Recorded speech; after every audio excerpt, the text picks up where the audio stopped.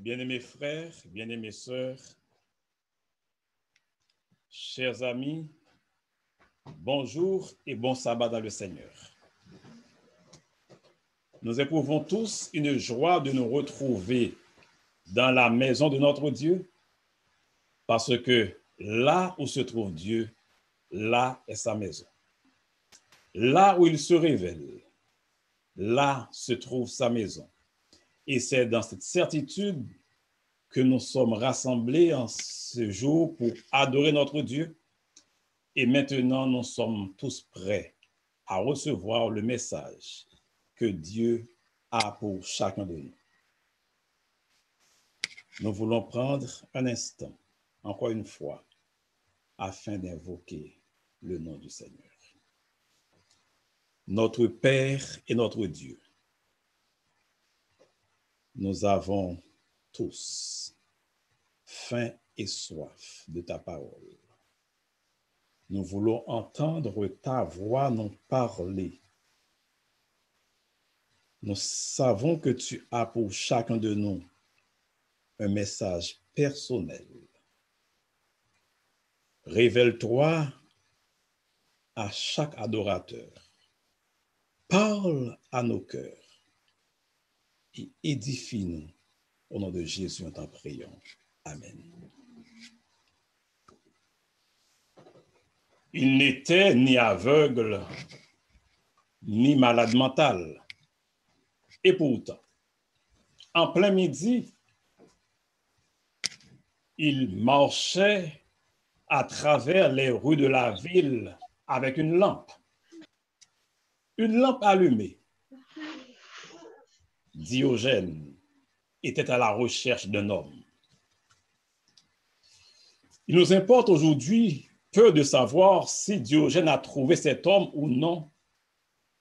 Mais ce que nous savons pour de vrai, c'est que présentement, au travers de sa parole que l'Éternel est en train de nous présenter, là où tu te trouves, devant ton ordinateur, devant ton écran, l'Éternel est en train de chercher un homme. Il est en train de chercher une femme. Es-tu prêt à répondre à l'appel de Dieu en ce matin? Dieu l'avait fait il y a de cela plusieurs millénaires, près de 4 millénaires. Il l'avait fait quand son peuple était en esclavage en Égypte. Et Dieu avait cherché un homme et il l'avait trouvé en la personne de Moïse. Moïse avait compris l'appel de Dieu. Et ce matin, au travers du récit d'appel, du récit de vocation de Moïse, nous voulons voir certains éléments de ce récit qui doivent nous interpeller, nous autres aussi aujourd'hui, quant à l'appel que Dieu veut t'adresser. Toi, d'une façon bien spéciale. Car il est ce Dieu qui nous a délivrés. Il nous a sauvés du péché. Il nous sauve encore aujourd'hui de bien des dangers, afin de pouvoir nous mettre entièrement à son service. Quelle va être ta réponse à l'appel de Dieu en ce matin? À travers le récit de la vocation de Moïse et surtout à travers les objections présentées par Moïse, nous allons voir 3 grandes objections qui traduisent la grande crise à laquelle Moïse faisait face. Une crise qui aussi nous caractérise aujourd'hui et surtout les réponses de Dieu aux objections de Moïse. Réponses qui doivent aujourd'hui nous servir de motivation afin de répondre positivement à l'appel de Dieu en ce matin. Exode chapitre 3, et chapitre 4 nous relatent le récit de la vocation de Moïse. Il était à ce moment berger. Dans le désert de Madian, il faisait paître les troupeaux de son beau-père. C'était un jour comme tout autre jour. Mais tout allait changer, car Moïse était attentif. Dans ses occupations journalières, il a vu un feu qui brûle. Le texte nous dit que Moïse se détourna. Parce qu'en fait, le feu ne se retrouvait pas sur son itinéraire. Mais il avait une grande préoccupation. Pourquoi? Parce que il était berger. Et le berger fait paître le troupeau. Un feu, c'est une menace pour la survie même de la bergerie. Et c'est pourquoi il a vu ce feu. Il y a prêté attention et il est allé voir. Du milieu du feu, une voix s'adresse à Moïse. Moïse, Moïse. Une double interpellation qui nous permet de comprendre la solennité du message qui va être proclamé. Une double interpellation qui devrait vraiment attirer l'attention de Moïse, car il s'agit d'un appel solennel. Tout comme l'appel que Dieu veut adresser aussi en ce matin, semblable à l'appel qu'il a adressé à Moïse. Cet appel est urgent et solennel. Moïse s'est détourné. Moïse était occupé à paître le troupeau, occupé parce que il avait un itinéraire, il avait une destination, mais ces multiples préoccupations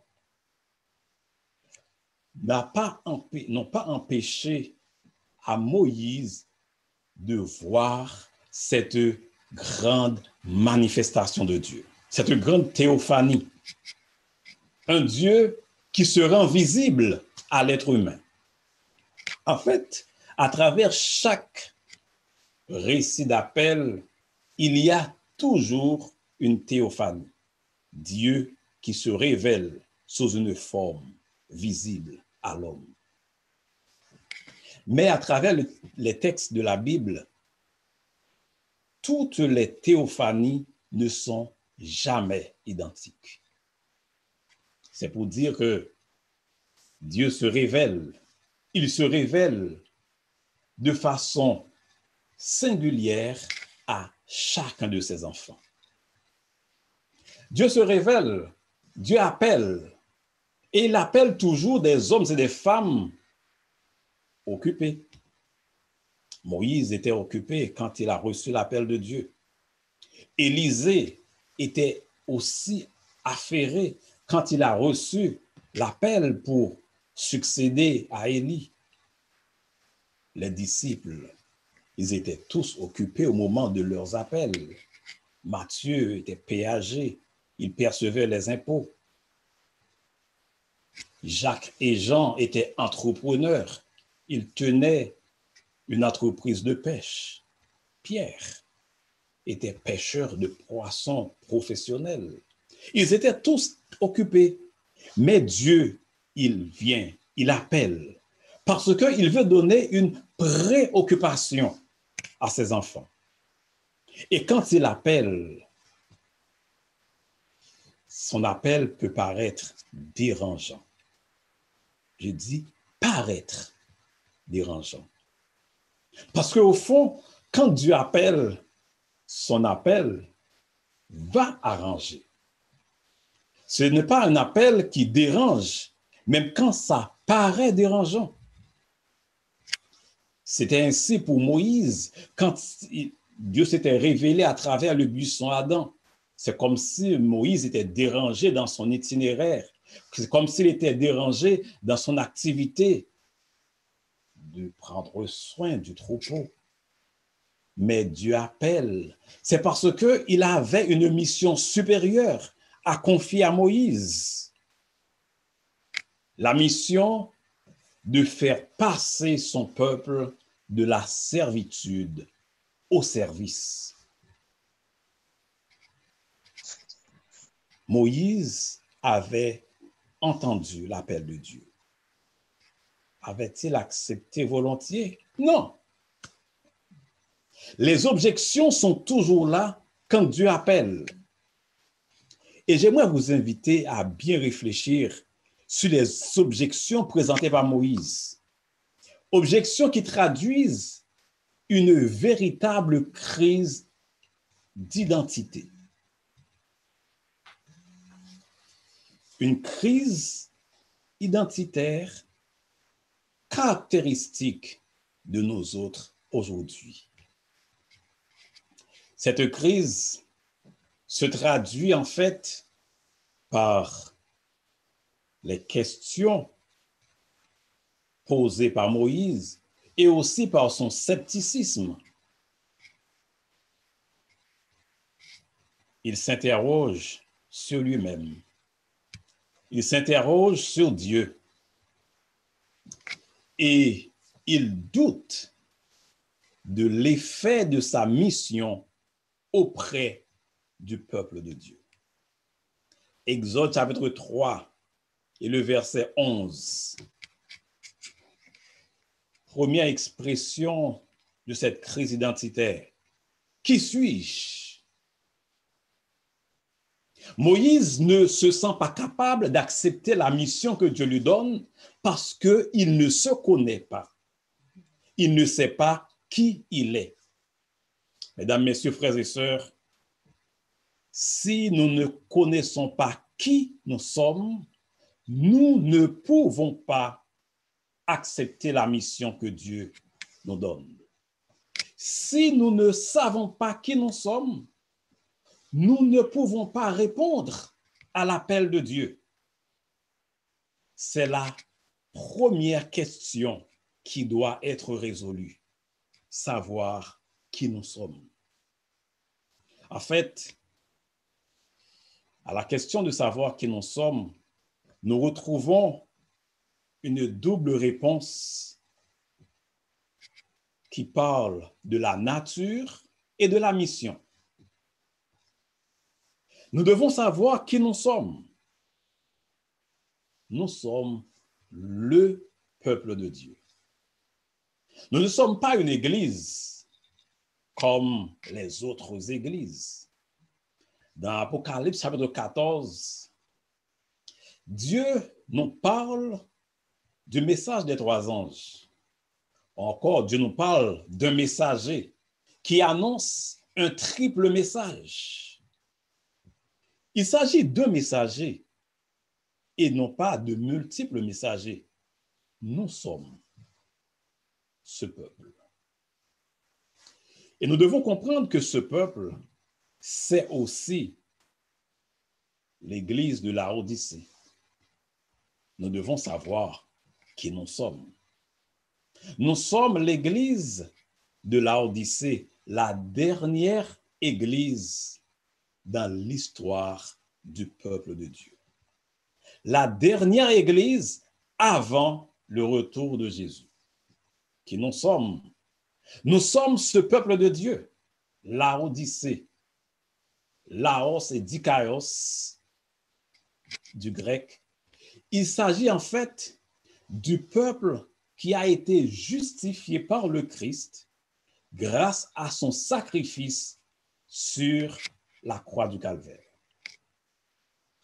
Nous sommes cette dernière église, l'église des derniers temps, l'église de Laodicée, Laos, peuple de Dieu, Dikaios, mais c'est aussi l'église qui connaît le jugement de Dieu.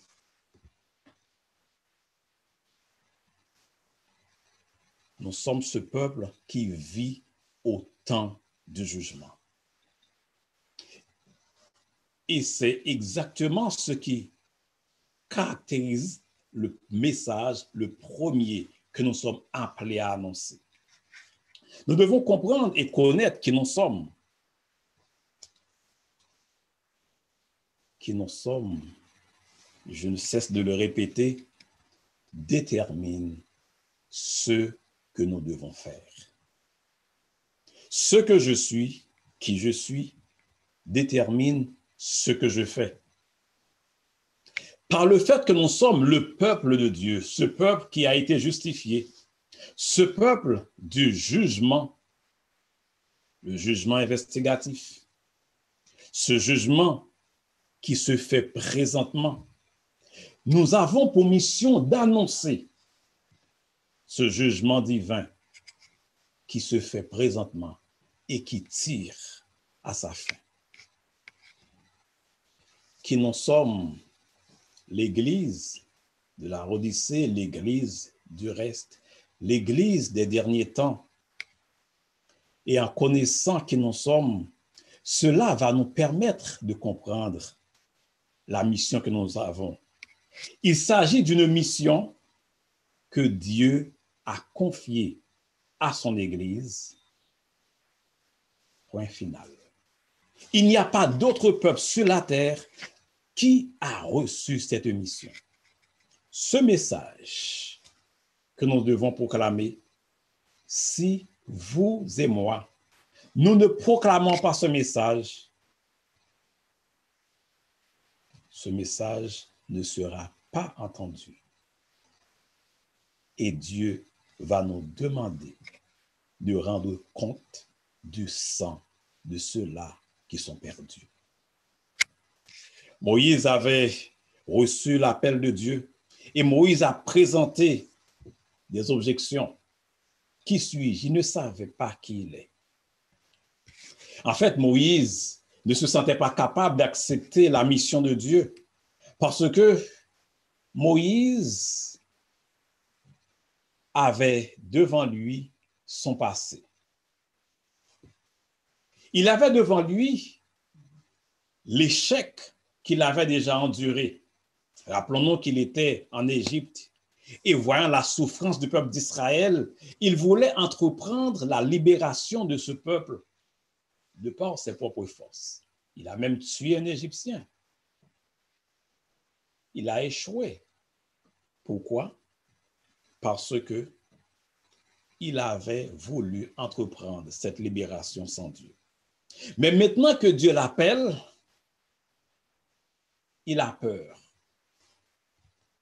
Il a peur de l'échec. Peut-être que Dieu t'appelle aujourd'hui à son service, mais quand tu regardes ton passé, quand tu regardes les échecs que tu as connus dans ta vie, quand tu regardes les erreurs que tu as commises dans le passé, tu ne te sens pas en mesure de répondre à cette invitation.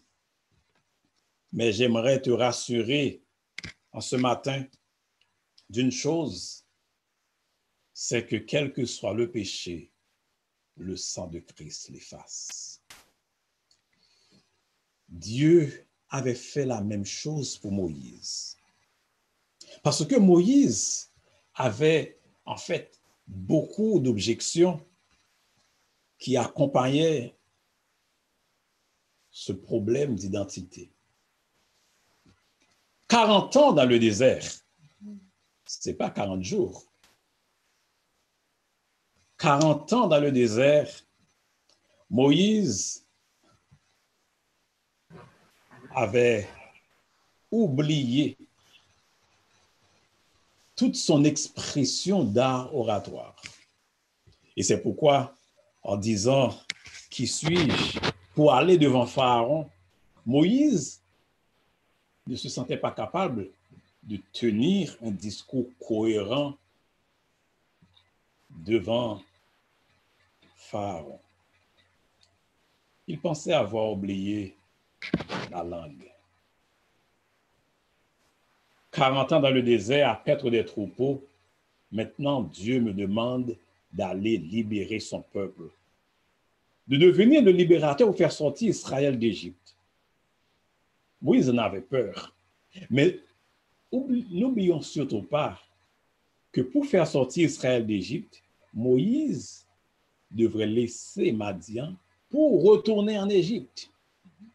Et retourner en Égypte voulait dire pour Moïse la mort. Parce qu'il avait fui l'Égypte parce qu'il craignait la mort. Pas une mort que Moïse a imaginée, mais pour avoir tué un Égyptien, il méritait la mort. Il s'exposait ainsi à un danger de mort en répondant à l'appel de Dieu. Moïse avait peur. Et pourquoi est-ce qu'il avait peur? Exode chapitre 3 et le verset 13, c'est parce que Moïse ne savait pas qui avait adressé l'appel. Quand les enfants d'Israël me demandent qui m'envoie, ils ne savaient pas et ils posent la question, qui es-tu? Parce qu'ils ne connaissaient pas vraiment celui qui l'avait appelé. Ils ne connaissaient pas celui qui l'avait donné la mission. Mais l'Éternel répond, je suis celui qui suis. Je suis le Dieu de l'histoire, le Dieu qui est en dehors du temps. La réponse de Dieu devait susciter à l'esprit de Moïse un rappel de ce Dieu créateur, de ce Dieu tout-puissant qui a amené l'humanité, le monde, l'univers à l'existence uniquement par sa parole. Et puisque ce Dieu, il est le Dieu créateur, le Dieu tout-puissant, le Dieu Elohim qui crée à partir de rien, il peut aussi effacer les échecs du passé et donner la victoire. Puisqu'il est le Dieu Elohim, le Dieu transcendant, le grand Dieu, il est capable aussi de donner la parole parce que c'est lui qui crée. Oh, le peuple, ce peuple ne va pas écouter, ne va pas entendre. C'est le scepticisme de Moïse qui l'empêche de répondre. Le peuple ne va pas entendre la voix de l'Éternel. Mais la réponse de Dieu fait comprendre à Moïse qu'il s'était trompé. Parce que Dieu lui-même, quand il envoie, il prépare déjà la voie du succès. Amen. Quand Dieu donne une mission, il nous a déjà préparé, il prépare déjà le terrain. Qu'est-ce qu'il a fait? Et quand Moïse a répondu à l'appel de Dieu, nous le trouvons dans Exode chapitre 4, le peuple a entendu et le peuple a cru. Mesdames, messieurs, frères et sœurs, c'est important pour nous de savoir ce que Dieu lui-même, il nous a rapporté. C'est important. Quant à la libération d'Israël, c'est dans le livre Patriarches et Prophètes, à la page 222. Il est dit que la condition première à la libération d'Israël a été un retour à l'observation des commandements de Dieu. Ce n'est pas de façon fortuite qu'a eu lieu la libération d'Israël. Quand Moïse est retourné en Égypte, ce n'est pas pour lui d'aller directement vers Pharaon et de demander à Pharaon de faire sortir Israël. Mais il y a un travail de restauration spirituelle qui devait avoir lieu au niveau du peuple pour que ce peuple soit libéré. Et ce rétablissement spirituel passait par un retour à l'observation des commandements de Dieu. Dans Patriarche et Prophète, page 222, l'Esprit de prophétie attire l'attention sur le fait que Moïse a travaillé en vue de la restauration de l'observation du sabbat. Parce que dans l'esclavage, le peuple était en train de profaner le sabbat. La Bible, mesdames, messieurs, frères et sœurs, nous présente l'Égypte comme un symbole et un type du monde d'aujourd'hui, du monde moderne. Un symbole, un type d'une société athée, d'une société laïque, comme la société actuelle. Et c'est pourquoi Dieu appelle aujourd'hui des Moïse modernes, afin de faire sortir le peuple de Dieu de ce monde où nous sommes. Car, en tant que peuple de Dieu, nous devons comprendre que Dieu, il a de nombreux enfants en dehors de cette bergerie. Certes, Dieu nous a créés, Dieu nous a formés comme son Église. Mais Jésus le dit, j'ai encore d'autres brebis qui ne sont pas de cette bergerie. Celles-là, il faut que je les amène. Et il y aura un seul troupeau et un seul berger. Et c'est dans ce même ordre que la sœur White nous dit que la majorité du peuple de Dieu se trouve encore dans Babylone. Et ceux-là qui se retrouvent à l'extérieur de l'Église de Dieu, c'est ma responsabilité, c'est ta responsabilité d'aller les chercher. Et c'est pourquoi Dieu t'appelle en ce sabbat matin. Il t'appelle afin que tu puisses comprendre qui tu es, membre du peuple de Dieu, afin que tu puisses comprendre quelle est ta mission. Annoncer ce dernier message d'avertissement, afin de susciter un retour à l'observation des commandements de Dieu et à la restauration d'une observance du vrai sabbat de l'Éternel.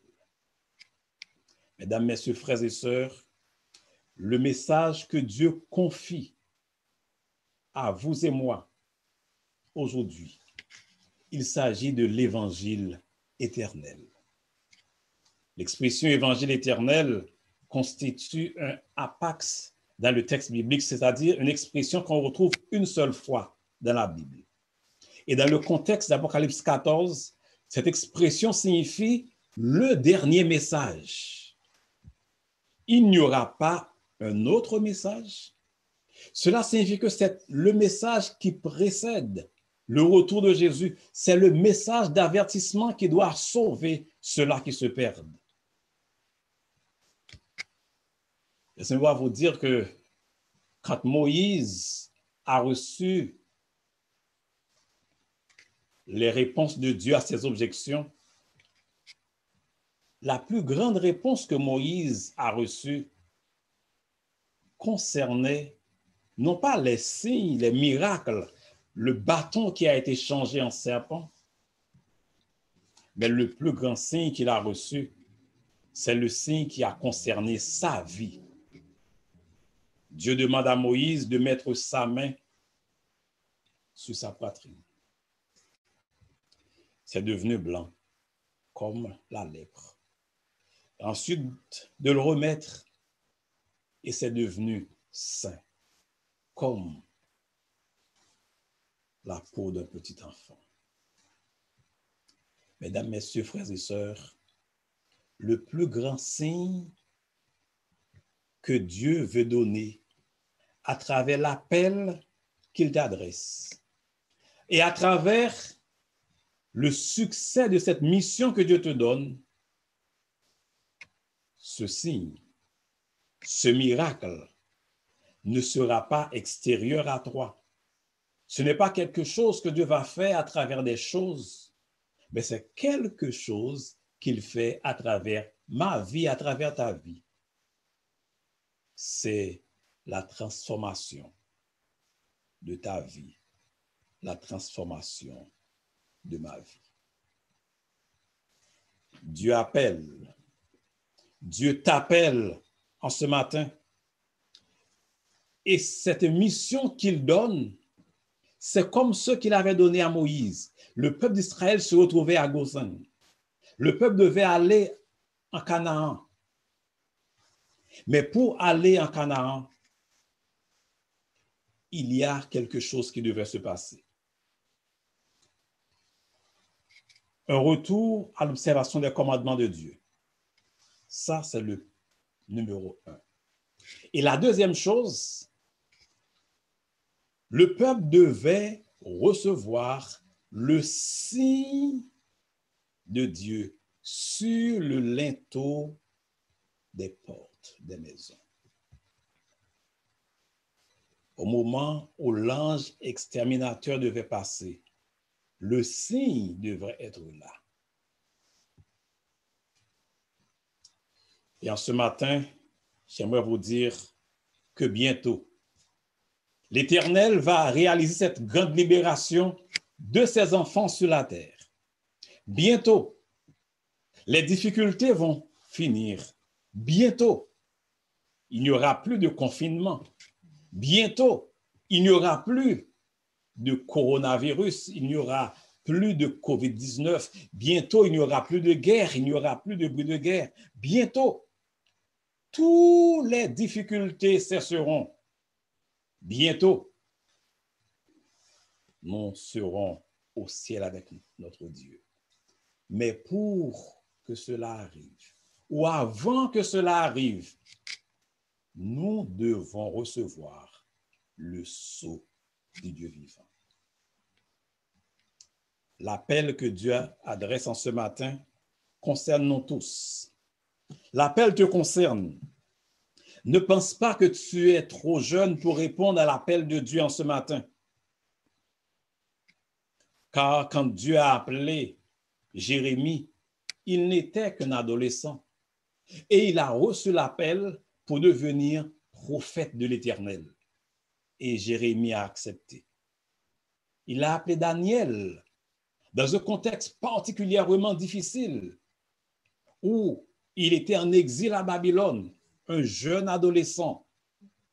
Et Daniel a accepté l'appel de Dieu. Peut-être que toi, tu penses que tu es trop vieux pour répondre à l'appel de Dieu. Mais non. Quand Dieu a appelé Abraham, 75 ans, il était très vieux, très âgé. Peut-être que Dieu t'appelle. Et l'appel que Dieu t'adresse, c'est que comme Moïse, tu devras changer de priorité. Tu devras changer de système de pensée, tu dois changer de système de valeurs, tu dois changer de tes pratiques, de tes habitudes de vie. Et tu te dis que ça fait tellement longtemps que je suis en train de faire ceci. Ça fait tellement longtemps que je suis en train de faire cela. Mais Abraham avait 75 ans d'une certaine pratique, 75 ans d'un certain style de vie. Mais Dieu l'appelle. Et Abraham a entendu la voix de Dieu et il a obéi. Abraham a laissé sa patrie. 75 ans qu'il était avec eux. Nous pouvons avoir 75 ans que nous menons une certaine pratique où nous avons un style de vie, mais aujourd'hui, Dieu t'appelle et il t'invite à vivre selon ses directives. Ne pense pas que Dieu il fait exception au sujet de l'âge, au sujet du genre, que tu sois un homme, que tu sois une femme, Dieu t'appelle. Tout comme il a appelé Déborah, il a appelé Hélène Armand, une femme, une jeune fille. Et ces hommes et ces femmes ont répondu à l'appel de Dieu. Quelle est donc ta réponse ce matin à l'appel de Dieu? Dans le livre Éducation au chapitre 7, l'esprit de prophétie dit, et je cite, « Aujourd'hui, Dieu il est à la recherche d'hommes, non pas d'hommes qui puissent s'acheter ou se vendre, mais il cherche des hommes qui soient aussi fidèles que la boussole l'est au pôle. » Es-tu cet homme? Es-tu cette femme que Dieu appelle? Et quand Dieu appelle, c'est d'abord un appel pour être avec lui. Un appel qui sanctifie nos vies. Et quand il sanctifie nos vies, quand nous sommes avec lui, il nous confie une mission. Oh, là où tu es, chez toi en cet instant, si tu veux répondre à l'appel que Dieu il t'adresse, si tu sens que l'Esprit de Dieu, il parle à ton cœur, j'aimerais t'inviter à te mettre debout, tandis que nous allons exécuter un chant en réponse à l'appel que Dieu nous présente en ce matin, pour que nous puissions reconnaître que Dieu, il nous a sauvés, il nous a justifiés. Pour que nous puissions reconnaître que Dieu, chaque jour, il nous sauve de bien de danger. Pourquoi? Pour le servir. Revêt tes âmes volontaires et plein d'ardeur, pars au combat. Ce combat, c'est la lutte entre le bien et le mal, le grand conflit. Et Dieu nous invite à partir pour lui.